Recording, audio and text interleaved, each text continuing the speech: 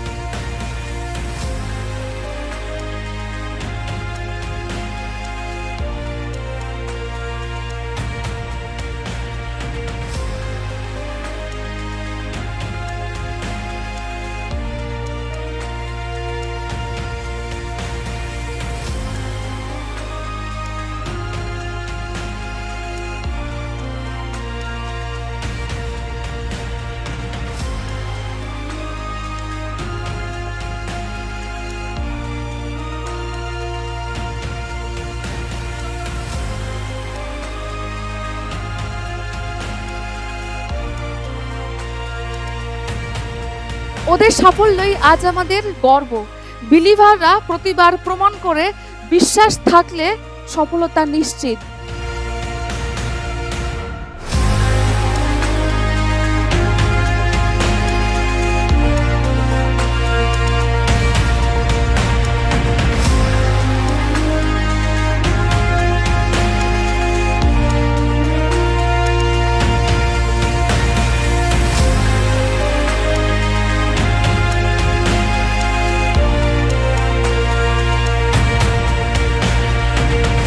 আমি জানি তুমি পারবে, তোমরা পারবে, তোমাদেরকে পারতেই হবে।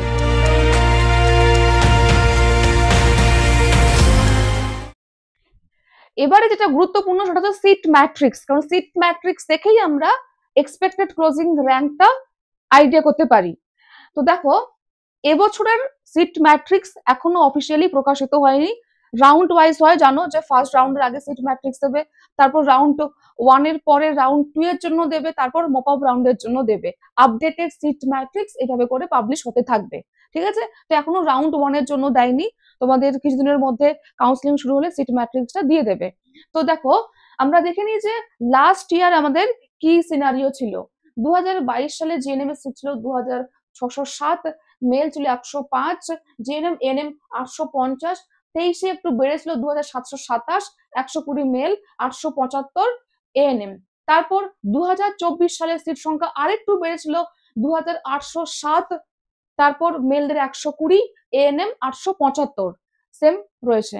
এবছর শোনা যাচ্ছে যে সিট সংখ্যা হয়তো বাড়বে। এবছর যদি সিট সংখ্যা বাড়ে তাহলে আমরা দেখতে পাবো যে আরো অনেক ছাত্রছাত্রীদের চান্সেস বৃদ্ধি পাবে সিলেকশনের। এবারে আমরা চলো দেখি যে expected cut of closing rank score category wise, ঠিক আছে। তো চলো একটা একটা করে আমরা দেখে নিই। এদিকে ক্যাটাগরি আছে, ইউআর ক্যাটাগরি, তারপর OBC A, then OBC B, তারপর এসসি, এসটি, ইডব্লিউএস, সিডি ক্যাটাগরিটা আমি এখানে নেইনি, এই সব ক্যাটাগরি গুলো আছে। দেখো এবছর একটা কথা আমি বলে রাখি যে যদি লাস্ট ইয়ারের মতো সিনারিও থাকে এবং সিট ম্যাট্রিক্স থাকে তাহলে আমাদের এই গল্পটা দাঁড়াবে।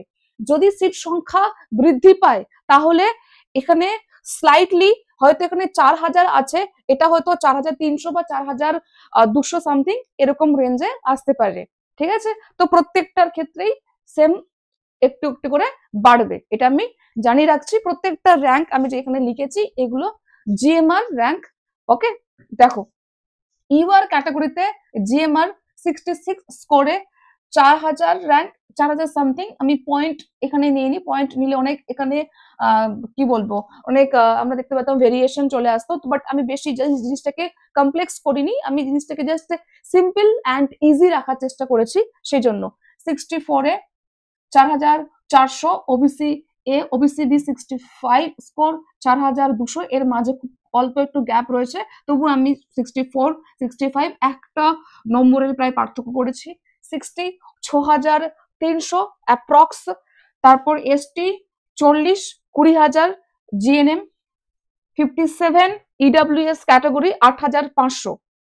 তারপর চলে আসো এএনএম এর ক্ষেত্রে, ইউআর ক্যাটাগরি 750 80 স্কোরে, তারপর ওবিসি এ 78.30 1000-এর মধ্যে হলে, তারপর 78.60 ওবিসি বি এর জিএমআর 900-র মধ্যে, মানে এএনএম জিএমআর। তারপর 76.33 এসসি ক্যাটাগরির ক্ষেত্রে 1370 এএনএম জিএমআর। 56 এসটি 15,000-এর মধ্যে র্যাঙ্ক, এটা বেশিও হতে পারে।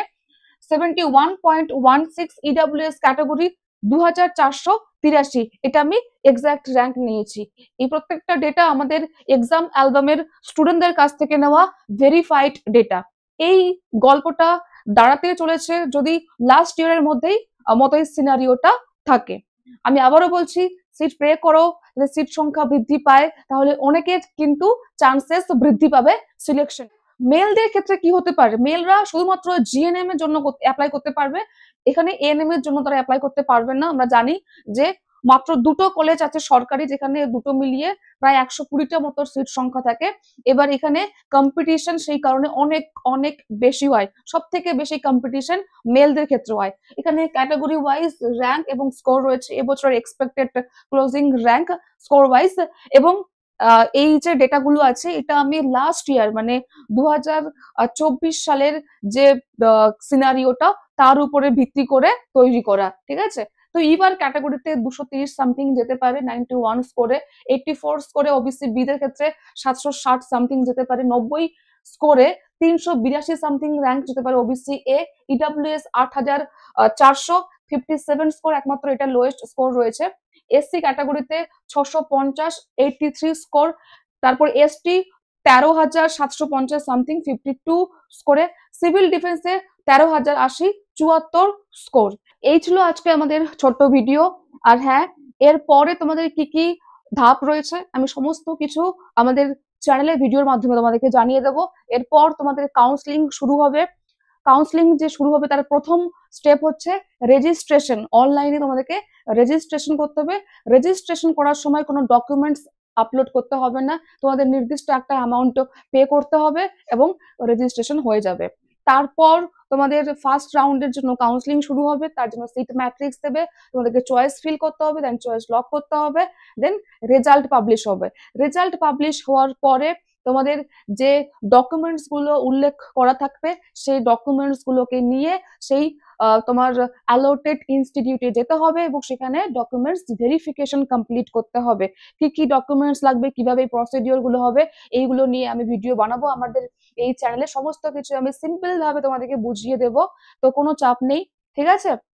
এক্সাম অ্যালবামের Telegram channel exam album official, সেখানেও তোমরা জয়েন হতে পারো, সেখান থেকেও সমস্ত ইনফরমেশন জানতে পারবে। আর হ্যাঁ, আজকের এই ভিডিওর মাধ্যমে যদি কারো মন খারাপ হয়ে যায়, যদি কারো মনের মতো রেজাল্ট না হয়, তো দেখো আমি কারো মন খারাপের কারণ হতে চাই না।